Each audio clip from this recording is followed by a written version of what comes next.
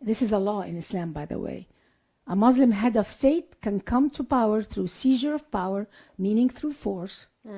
And that head of state, if he does not follow Sharia, he must be taken out of office by the people.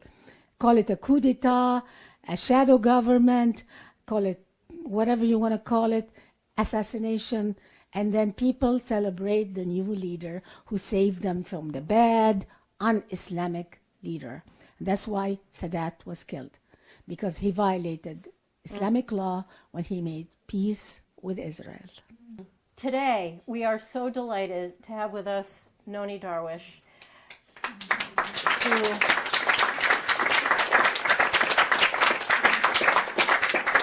probably needs no introduction. She founded ArabsForIsrael.com in 1994 to promote understanding peace and a new paradigm for Arabs to view Israel. Noni was born and raised as a Muslim in Cairo, Egypt, and Gaza, and lived in Gaza under Islamic law, which is Sharia, as we know. Lived in the heart of the Arab-Israeli conflict. During the 1956, 67, and 73 wars, and her father headed the Egyptian military intelligence in Gaza and was killed by Israel in Gaza in 1956. She's a Middle East expert, covers topics related to human rights and women's rights. Since I moved to America, that was almost 38 years ago, at every point in my life, I've noticed that this is opposite to, Islamic values. But I didn't pay too much attention to it. But it kept piling up. And after 9/11, I'm seeing the West, can't we assimilate them? And they don't know that assimilating in Western culture is against Sharia law. Sharia law forbids assimilation. So it's almost like there's a clash here. There's a culture who is desperate to assimilate Muslims, and Muslim culture is desperate not to be assimilated.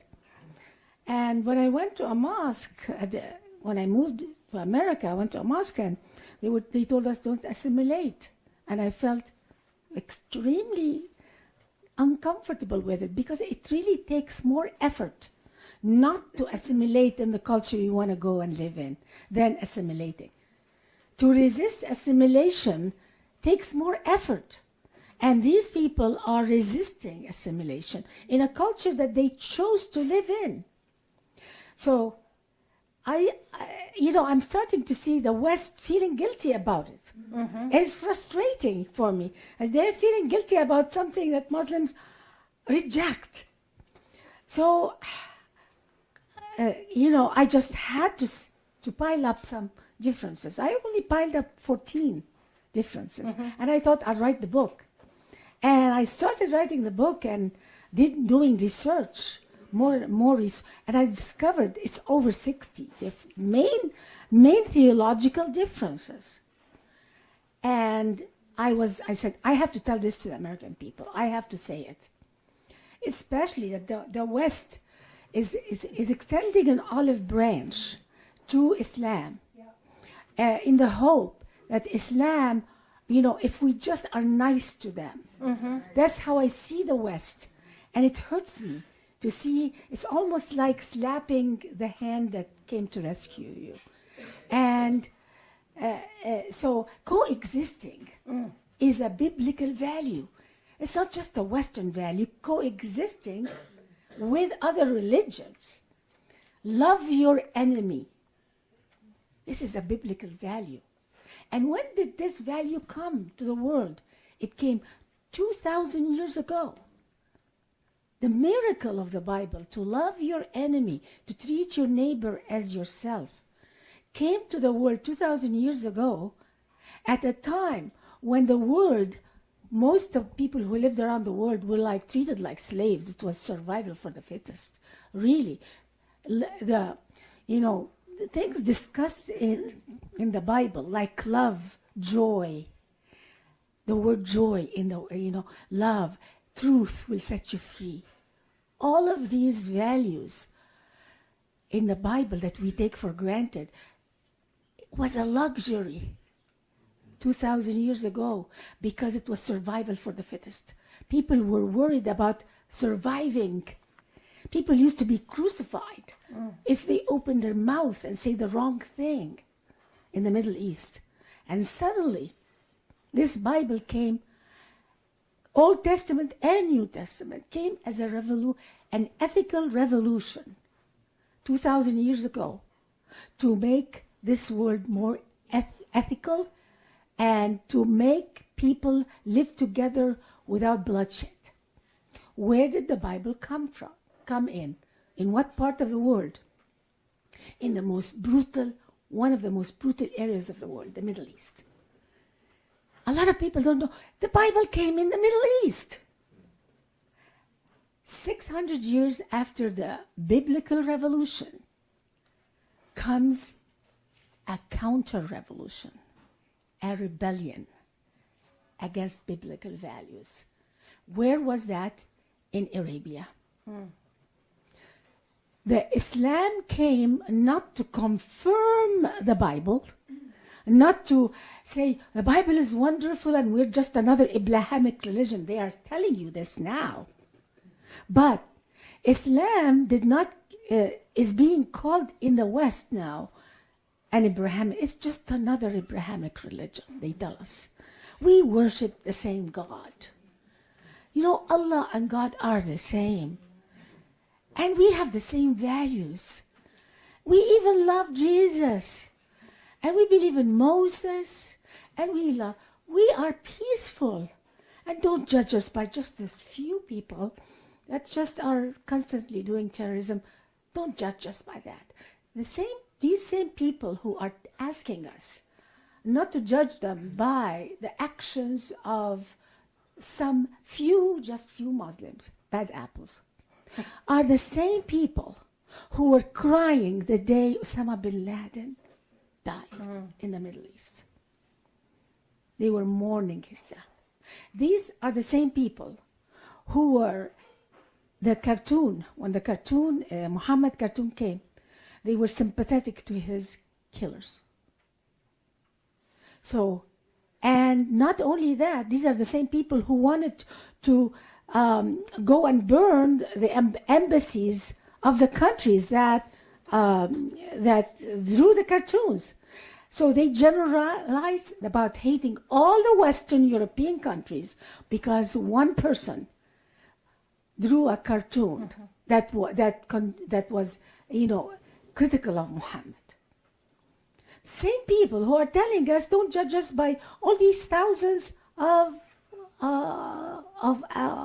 so they don't apply the same rules that they require from you towards them to themselves. And that's another value in Islam. Under Islamic law, Muslims can curse non-Muslims in every sermon in the mosque. In fact, Muhammad himself ended every early morning prayer by cursing the enemies of Allah. Who are the enemies of Allah? Jews, Christians, pagans, Hindus, whatever. Even, Sunnis call Shiites enemies of Allah, and Shiites call Sunnis enemies of Allah. So, the majority of the world are enemies of Allah. And that's what I started. I said, these people have to know that they are guilty over a culture that does not want to assimilate, does not want to coexist, and does not regard the Bible, does not look at the Bible or the Quran as Abrahamic. It's not an Abrahamic religion, in my opinion. Islam has nothing to do with Abraham. And at the crux and the soul of Islam is killing the children of Abraham. They're the enemies of Allah. So at the core, they are completely diametrically opposed. Totally. Its origin wasn't to build on, but in fact to repudiate it's not coincidental that they're opposite. It's by design that these values are opposite. And you talk about how the view of sin, the view of how we view one another, God's love, joy, happiness, the very idea of life, liberty, and the pursuit of happiness. Our core tenets are completely different and 100% 180 degrees the opposite. Yeah, and to prove your point is, in America, we consider God, family, country. God, family, country. Under Islam, it's Allah, jihad, jihad, jihad. Everything is sacrificed for jihad. The life of men have to be sacrificed for jihad. The whole purpose of the existence of women have to be devoted for jihad. Women are just producers of jihadis. Okay? Isn't that astonishing? And they are to be used as sexual objects to lure jihadis. They are used as gifts to the jihadis after they conquer something for Allah. You know, there is a very famous Islamic preacher. His name is Qaradawi. And he was speaking on Arab TV. And he was complaining, and I have the references in my book. You can go watch the video, his video. He's saying, we Arabs have no values of work ethics. Look at those Jews. Look at those Westerns. We import from the needle to the rocket, and we don't have any work ethics. And we should have listened to Muhammad. Muhammad told us, if you kill properly. So his example of working right, his example about work ethics is how to kill your enemy so you can take his goodies. So then they concluded the discussion by saying that, see, we've stopped doing jihad, and that is why we're poor. If we just do more jihad, we will at least sell the slaves and take their property. And that's why we Muslims are poor now.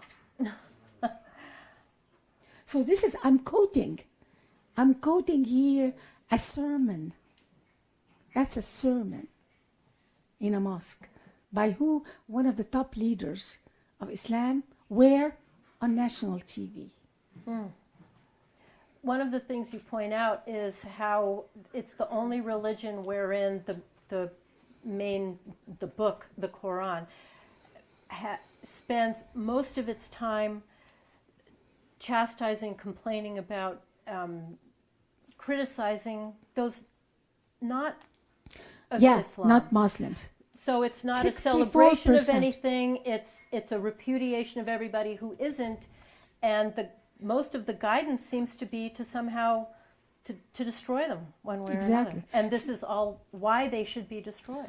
Meaning, by they, meaning us. Yeah, actually, Islam, if you just read it, if you read, 64% of the holy book of Islam is dedicated to cursing non-Muslims. 64%. It's about calling them enemies of Allah, asking Muslims to humiliate them. When they see them walking in the street, push them on the side, push them to the side, like gangsters.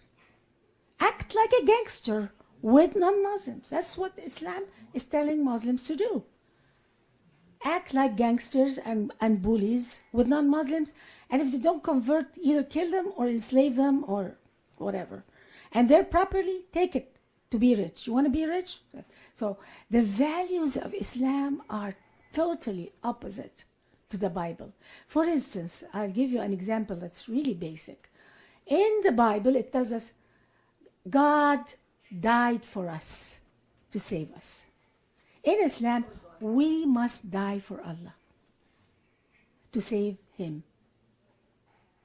Can you believe it? We must die for our Creator in Islam. In the Bible, He came to save us. What?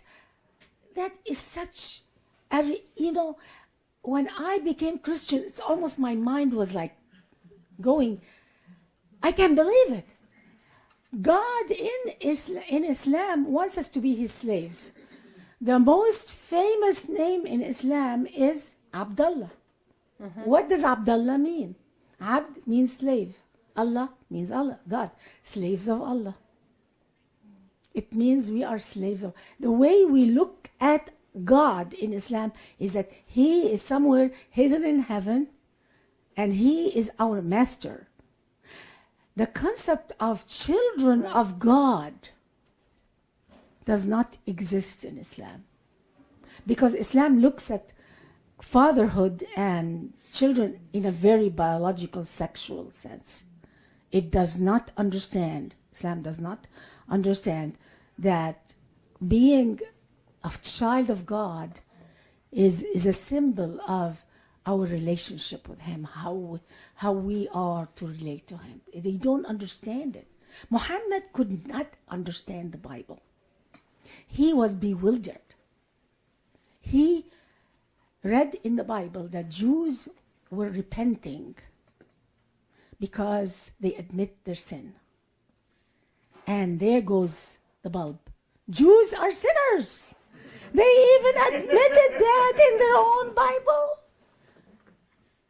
They are sinners and we have to save them from their sin because we're innocent. And we are sinners in Islam, in the Bible, we're all sinners.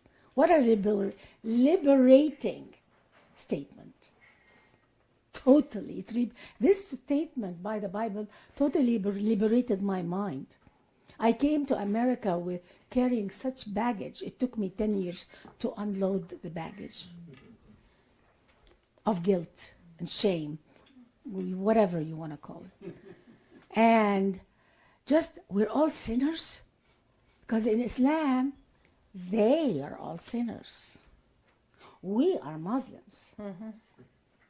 So it's a totally different look at the world. Muslims look at the world in terms of sinners, non-Muslims, and innocent, non-sinners, Muslims. And Muslims have a duty in this world, one duty, which is to look at the outside world, fix them. So while in the Bible, the brilliance of the Bible concentrates on fixing yourself, self-control. These are all Western values, biblical values. In Islam, fix them. Control them. Self-control? Are you kidding me? There is no controlling ourselves. We have the right to do anything with those evil sinners who admitted their sin in their own Bible. Right. And in Islam, the notion of truth, you said truth is the enemy of Islam. Absolutely. Number one enemy. And deceit, deception, lies. In fact, you mentioned that, I found this absolutely fascinating. They've discovered that Middle Eastern Muslims when they don't take have an issue with polygraph tests. Yeah, they pass it. They because don't know. There is zero stress associated with lying. Yeah. In fact, telling Zero the truth is what It's stressful. causes stress. It's astonishing. Frankly, when I was still a Muslim, I never felt guilty if somebody called and I don't want to take the phone and tell my kids, just say I'm not there. I'm tired. And I remember my ex at that time told me, why do you want to lie? Just say I'm tired. I said, I'm used to that. I'm used to that. I'm used to saying lies to get away with whatever, silly things. You don't even need to lie. And if you had put me on a polygraph test at that time, the Muslims who are on TV, who swear to you that they love peace, if they were and that Islam has nothing to do with terrorism, if you put them on a polygraph test, they will pass it. There's no stress. This is how we were programmed. In fact, I felt guilty if I said the truth about Islam. Because under Islamic law, here the Bible says truth will set you free. Islam, if you say the truth to non-Muslims, you've committed a sin against Allah. So we're supposed to lie to non-Muslims. Lying is an obligation. I'm just quoting from the Sharia book. Lying is an obligation if it's for the benefit of Islam. So Islam made lying and truth so intertwined that you really, as a Muslim, don't know and are not conscious and don't value truth. And you know how many people in the Muslim world ended up being killed for saying the truth? Yeah. In fact, a lot of people in America are in jail for crimes that are normal if you commit them in the Middle East. Rape, one thing, you know. In the Middle East, there are many people in jail for human rights in America. Speaking the truth. If you say the truth, well, I really don't care to practice Islam anymore. Chop his head! Right. So no freedom, no human rights, no value on liberty, and certainly none on truth. And again, these are those things that when we have large groups of Muslims coming here as refugees, whether or not they're committing violent crimes, all that kind of behavior shifts our culture. And when we bend over backwards to accommodate, what does that tell them? It tells them that Islam is right. Right. And it gives a lifeline to Islam to survive. Islam, by the way, because anything that's has a foundation on lies will eventually collapse on itself without any outside. I mean, Islam is the reason it has this hard shell around it is inside is all mushy. It's a lie.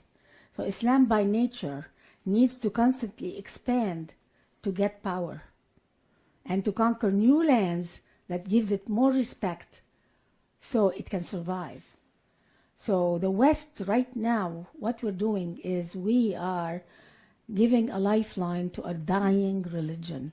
And it's not just the West, is it? It's because many of us here aren't doing that. It's the system in the West. This is the political system. Another thing about immigrants, the majority, I would say almost 99% of immigrants from the Middle East are coming with trauma. Life under Sharia creates trauma. I look at my life now. When I came to America, I came from trauma. I didn't know it then. Right.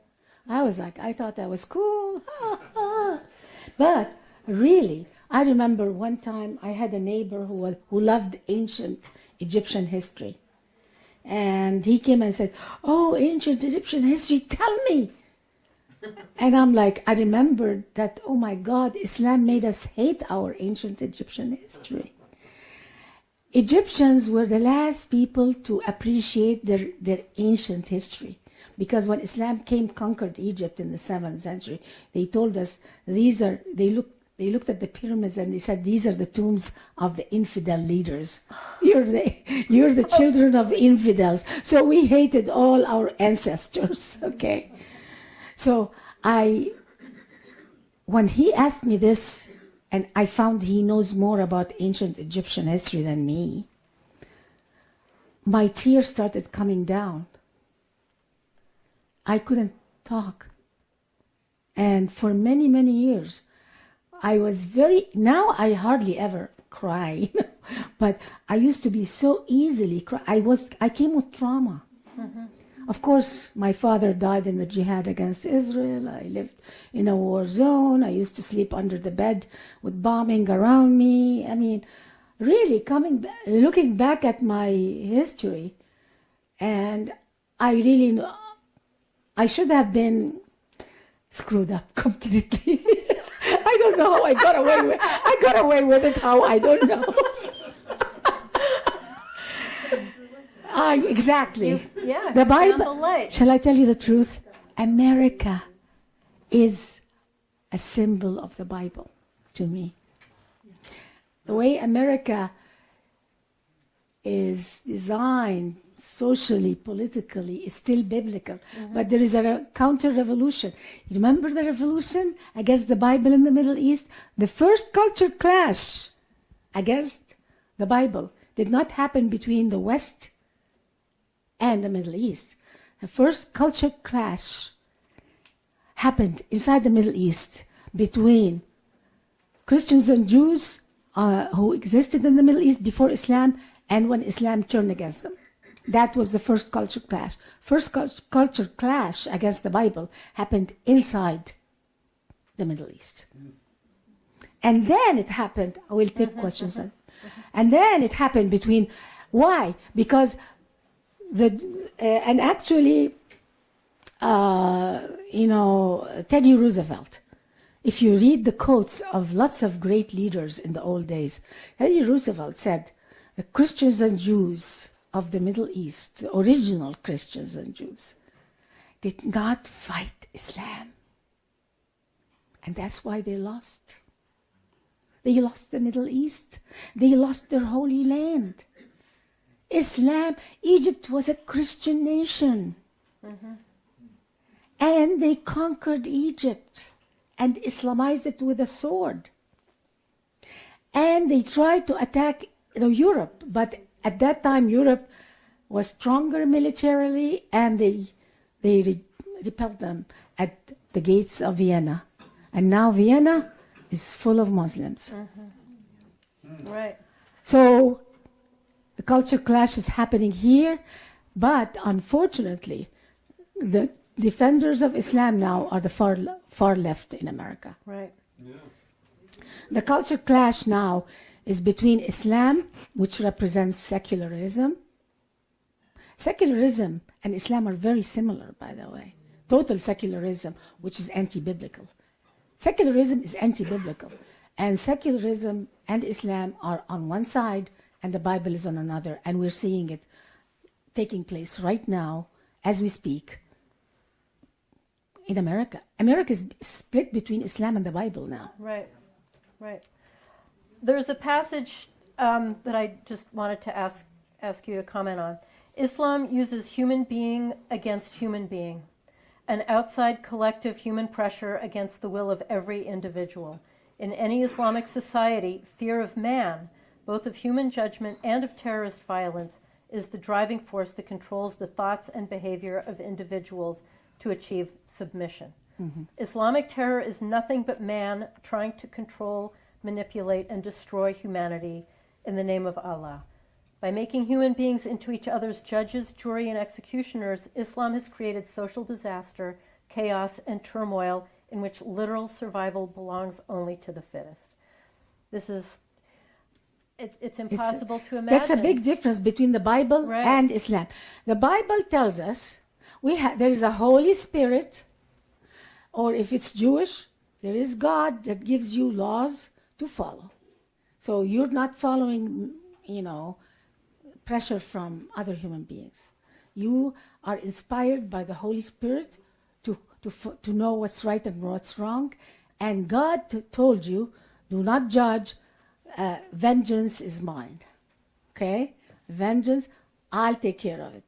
Okay? In Islam, vengeance has been given to Muslims. Islam, the God of Islam, Allah, abdicated his right to judge and to do punishment on humanity. He gave it to the leaders of Islam, to the Islamic State, to the Caliphate.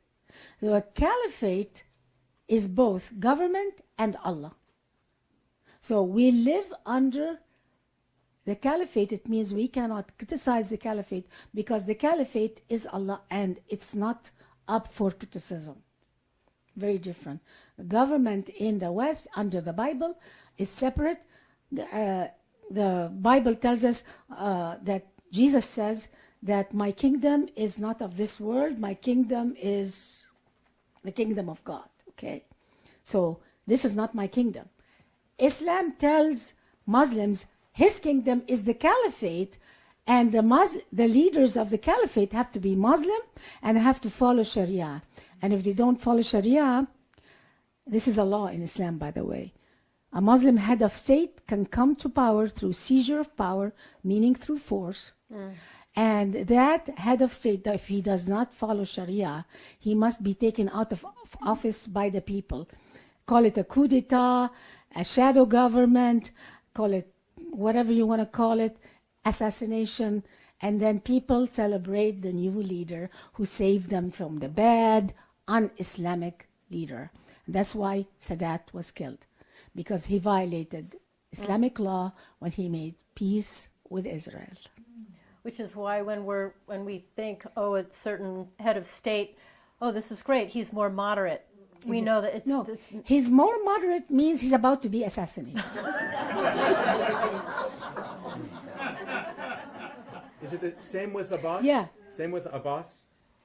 Mahmoud Abbas cannot have a peace treaty. If any of these leaders, if they have a peace treaty and they mean it with Israel, they would have violated. But that part about Muslims are judge and jury against each other.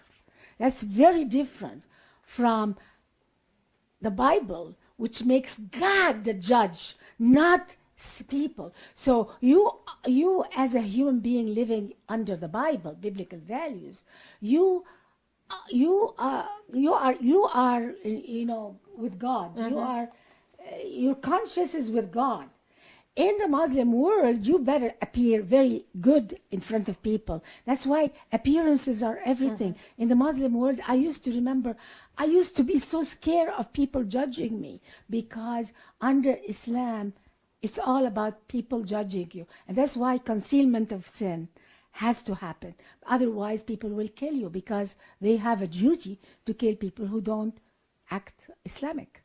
It's the extent to which it's totalitarian is total. You have to be you have to care so much about people's opinion about you in the Muslim world.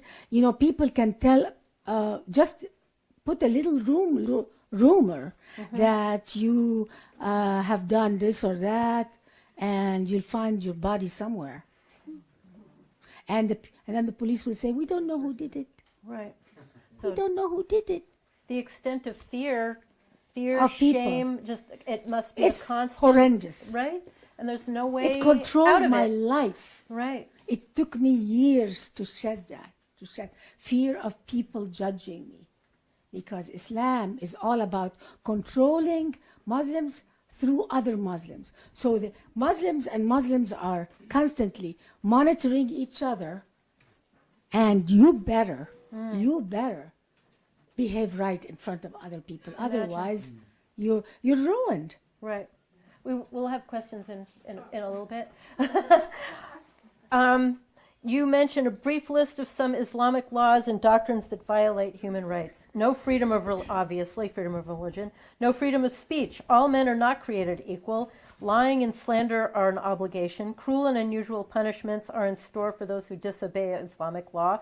Killers of apostates, adulterers, and parents who kill their offspring are protected from prosecution. The rights of non-Muslim countries to protect themselves against Islamic jihad is denied. A Muslim head of state can come to power through force without the consent of the people. The Muslim public has the right to remove a Muslim head of state. The age limit for marriage for girls is 9.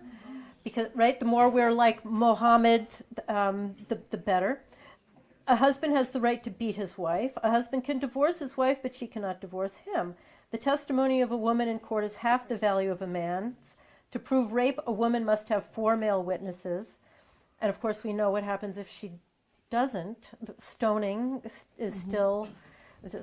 Slavery is legal under Islamic law. Islam guarantees paradise only to those who kill and are killed in jihad against the enemies of Allah, non-Muslims. It's totally left? opposite. I don't understand why the West, the liberals, hush when a Muslim goes into a gay bar, kill 50 gays. 50 gays slaughtered in one night. And the West is covering up for Islam. If this was a Christian, we would outlaw Christianity from America by now.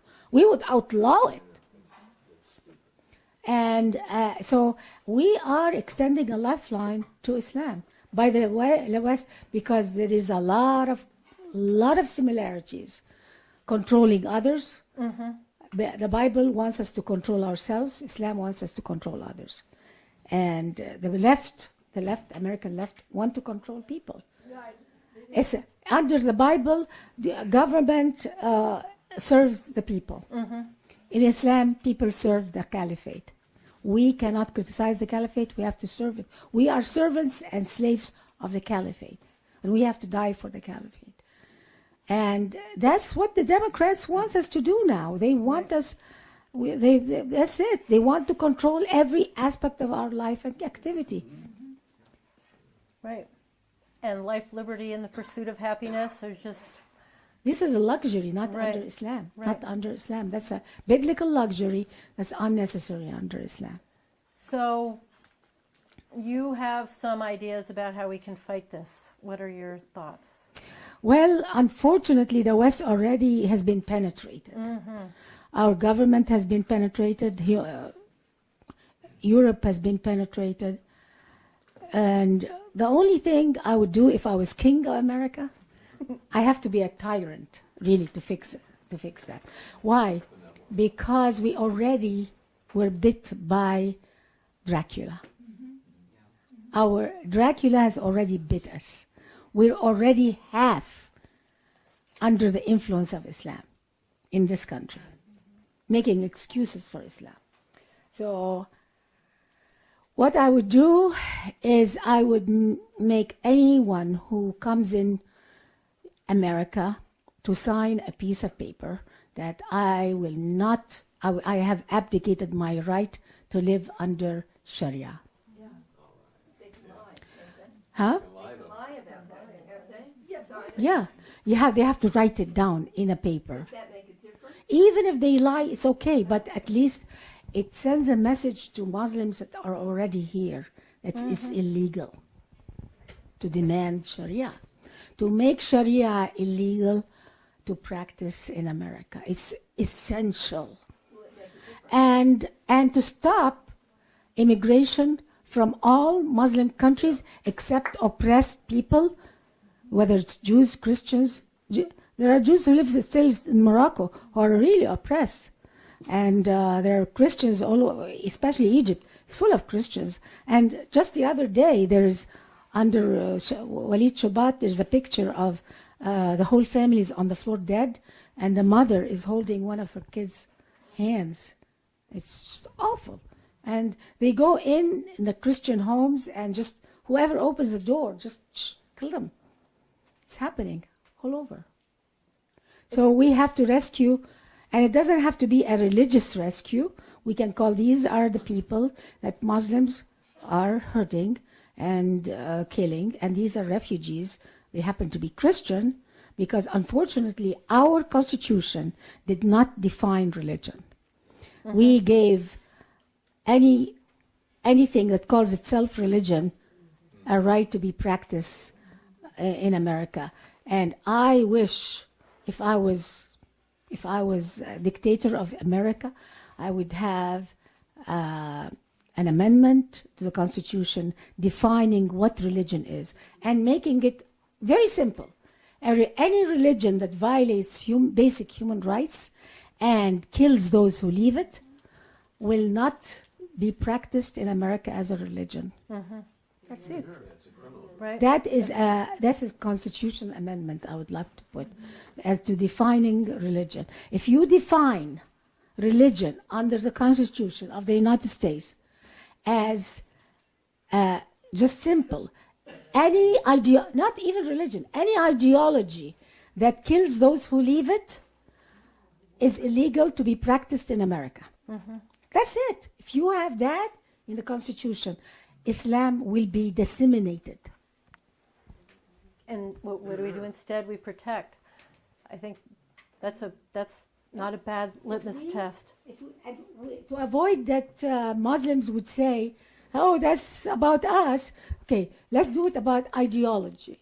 Any ideology or religion that kills those who leave it or executes those who offends it is illegal to be practiced under Islam. Yeah. Under America. In America. Under Right, American in Constitution. Right. Well, I hope you become king. I'll run. No, dictator. Sorry. Dictator, right. Yeah. Do you want to take questions now? Yeah. Maybe she concludes them. Yeah, let me just say all, and then we'll open it for questions. What we're talking about again is we're talking about Islam as a religion, but of course it's much more than a religion. Every single thing we were talking about today. It's not religious. Right? Islamic goals are not religious goals. Islamic goals is a mafia goals calling itself religion. Islamic goals, in fact, in my opinion, is anti-biblical. The goals of Islam is to destroy the Bible. That's it. It doesn't matter what's in your mind. If you're an atheist in your mind, they don't care. Islamic goals is to destroy. And by the way, Islam violated all the 10 Commandments. I have a chapter on the 10 Commandments, and in it I proved how Islam, one by one, violated all the 10 Commandments. And you have your list of, it's much more than 14 now, of all the various things. I have 54, I think. At the conclusion has the list of differences between the Bible and Islamic values. And they're so fundamental. Yeah. They are at the core of who we are and at the core of who they are. And all of that, of course, informs everything that we see and do. It's extraordinary, which is why when people talk about Muslims coming here and saying most of them aren't violent, that really is, while that's an important piece, it's only a tiny piece of the much bigger issue. You really have to live under Islamic, under the Sharia to understand Islam.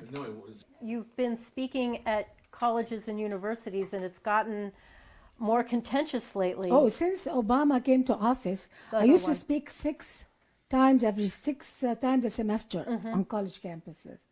And now if I speak once a semester, I'm lucky.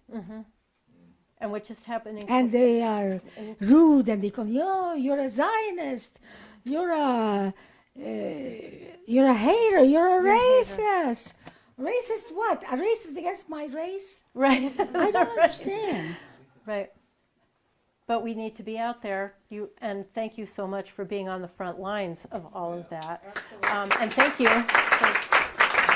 It's 2025. America's debt is over $37 trillion, and the dollar just had its worst crash since 1973. That puts your savings and your family's future at risk. That's why we trust Alpha Omega Gold, a company that stands unapologetically with Israel and supports Stand Tall Israel. Visit ao.gold/stand to claim your free precious metals wayfinder guide or call 1-855-426-4653 today. Protect your future before it's too late.